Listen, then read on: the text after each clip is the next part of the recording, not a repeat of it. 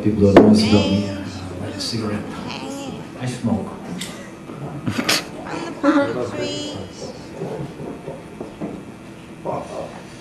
Did I talk to you? Good point. So Steve Jobs is dead. Steve Jobs is dead. He looks pretty active, healthy, robust, charismatic. And Stephen Hawking is still alive.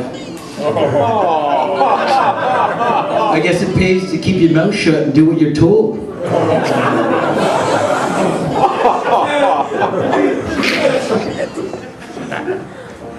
That's amazing, eh? Smartest man alive. Holds all the answers about our universe and outer space and how it works. And he's also the least likely to go up in a rocket to check out his theories.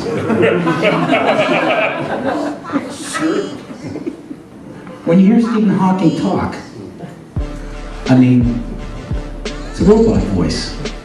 That's amazing. Back in 1980, he developed artificial intelligence just for one guy to push NASA. Artificial intelligence that could tap into his fucking brain and read his thoughts so he could talk through a robo-filter. The question of whether God is bound by the laws of science is a bit like your question. You think that they would have fucking maybe installed online translators?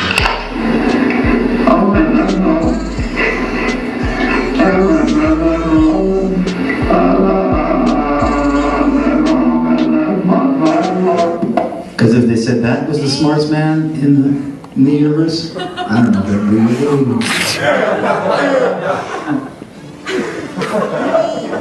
So who's the real voice? There's Matt Boylan, a.k.a. Matthew Leonard Boylan, a.k.a. Driver Class Supervisor,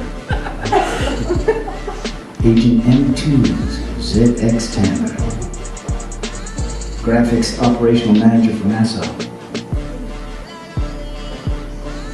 Been a comedian for about 20 years, it's been fun. I'm a high-wheels painter, four-wheels painter.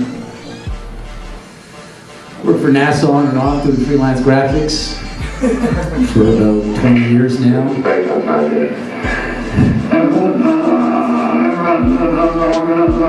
And the quark in the second atom of the quasar in the black hole. NASA. As you can see, we got a nice red serpent tongue coming through there. NASA. And there's the UN flag. Also the symbol of the flat earth. Oh, of course, if I say flat earth, then I gotta be an idiot. Right? That's what they told you, right? It's a ball. There's no Antarctica in this.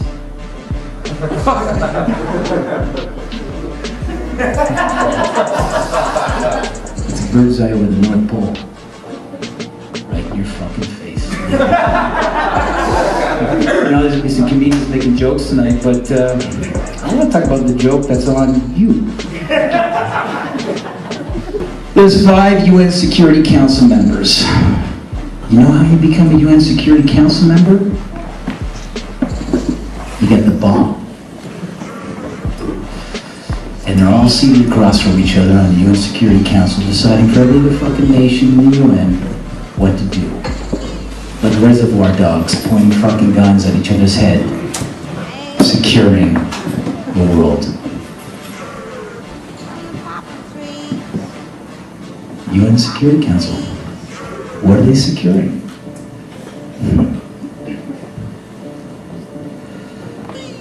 Freedom, democracy, human rights, democracy. That's funny. So there's like 360 members of the UN or whatever, but only 5 countries decide what goes on for the world. Some democracy. Line number 1.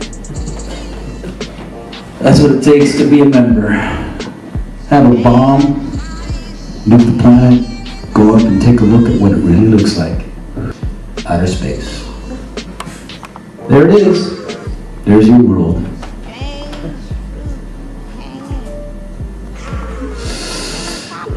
You know when they took that?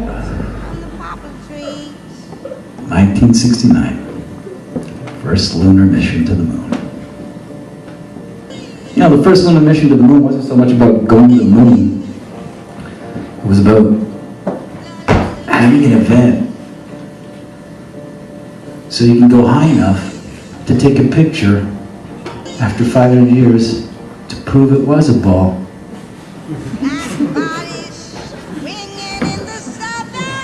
They went to the moon before they crossed the Antarctic. The two most watched televised events in history. The moon landing and the towers falling. Up. Down. Oh, there they are. Moon landing, 8:17 p.m. Eastern Standard Time, 1969. Isaac Newton, 1666. 666 Most people saw the lunar landing and they swear on it because they heard it on the radio. CBS put up screens all over in the Central Park, along with NBC, you know, so they could work with groupthink dynamics. Reality is reinforced by group dynamics, witnessing an event. Now, is it really them halfway to the moon?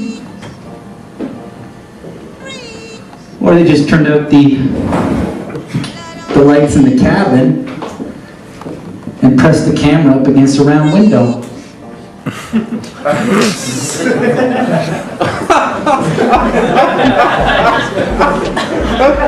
Don't forget your flag of the world has no Antarctica, and it's flat.